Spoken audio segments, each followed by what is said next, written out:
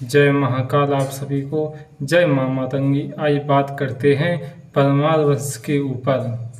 सबसे पहले भविष्य पुराण का उल्लेख भविष्य पुराण में वर्णन आया है। सबसे पहले इस पुराण में सृष्टि का वर्णन हुआ है।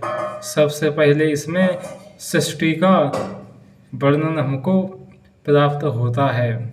इसमें सबसे पहले अन्य पुराणों से अलग भिन्न सृष्टि की उत्पत्ति निराकार ब्रह्म से हुई है। सबसे पहले निराकार ब्रह्म ने सृष्टि की रचना की। उन्होंने 3 मूर्तियों का आविर्भाव उत्पन्न करके इन्होंने 3 मूर्ति बनाई।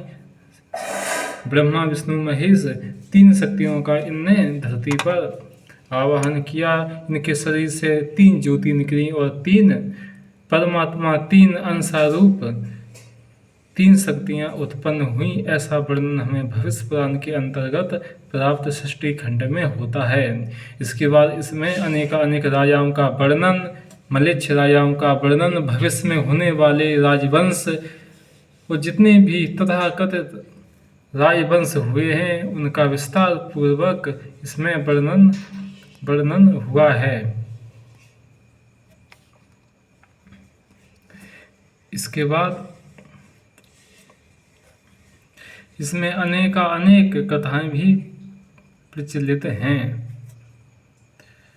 इसमें परमार वंश का भी हमें विस्तार पूर्वक वर्णन प्राप्त होता है। सबसे पहले जब मलेच्छ हुए 36 राजा, जो 36 कुल थे, इनमें मलेच्छ पैदा हो गए तो ऋषियों ने मंत्र पुराण का उपयोग करके हवन कुंड में से एक क्षत्रिय वंश का निर्माण किया था।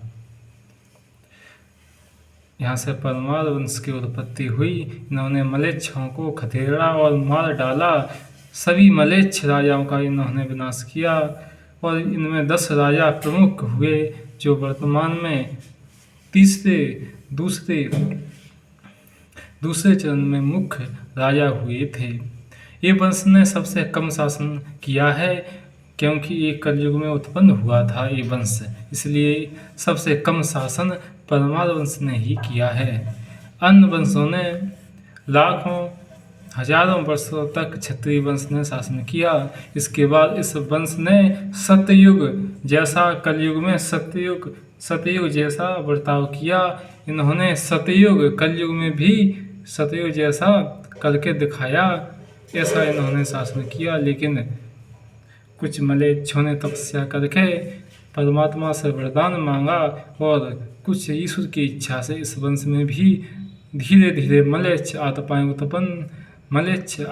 उत्पन्न होने लगी और इन्होंने इस वंश का विनाश कर डाला। वर्तमान में इस वंश में आज भी धर्म पूर्वक कुछ आत्माएं हैं, लेकिन जाना करके मलेच्छ हुए हैं जिन्होंने इस वंश का नाम डुबाया है। इस पर वीडियो कुछ समय बाद विस्तार से बनाई जाएगी। जब तक के लिए आप सभी को जय माँ मातंगी, जय महाकाल, जय श्री राम, जय श्री कृष्णा।